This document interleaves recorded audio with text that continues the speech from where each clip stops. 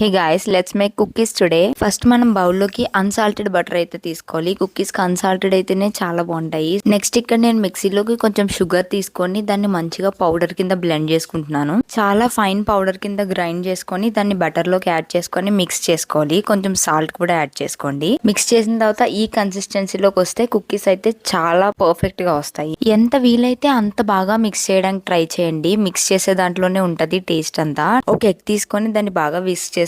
తర్వాత దాన్ని బ్యాటర్ లోకి యాడ్ చేసుకోవాలి. హాఫ్ యాడ్ చేసుకొని బాగా కలిసేలా మిక్స్ చేసుకోవాలి. అప్పుడే మనకి టేస్ట్ అనేది పర్ఫెక్ట్ గా ఉంటది. అండ్ బ్యాటర్ కన్సిస్టెన్సీ కొంచెం లూజ్ గానే ఉండాలి. అప్పుడే ఫ్లోర్ యాడ్ చేసినప్పుడు కరెక్ట్ కన్సిస్టెన్సీ ఉంటది. నెక్స్ట్ వెనిలా ఎసెన్స్ యాడ్ చేసుకోవాలి. వెనిలా ఎసెన్స్ తో పాటు మిగిలిన హాఫ్ ఎగ్ ని కూడా యాడ్ చేసేసి బాగా మిక్స్ చేసుకోవాలి. కన్సిస్టెన్సీ ఇలా వచ్చాక మైదా యాడ్ చేసి కొంచెం బేకింగ్ సోడా యాడ్ చేసుకోండి. బేకింగ్ సోడా యాడ్ చేసుకోవడం వల్ల మంచిగా ఫ్లఫీగా వస్తాయి కుకీస్ అనేవి. టేస్ట్ కూడా చాలా బాగుంటది. క్రంచీ క్రంచీ అనిపిస్తాయి. అండ్ కన్సిస్టెన్సీ ఇలా వస్తేనే పర్ఫెక్ట్ గా వస్తాయి.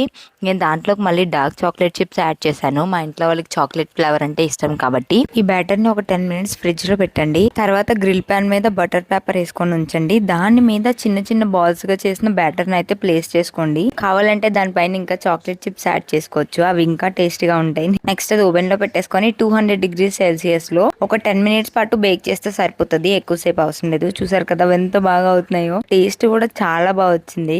సాఫ్ట్ గా క్రంచీగా చాలా బాగా వచ్చాయి గైస్. ఖచ్చితంగా మీరు కూడా ట్రై చేయండి. చాక్లెట్ ఫ్లేవర్ అయితే చాలా బాగుంది. See you in my next video. Bye guys.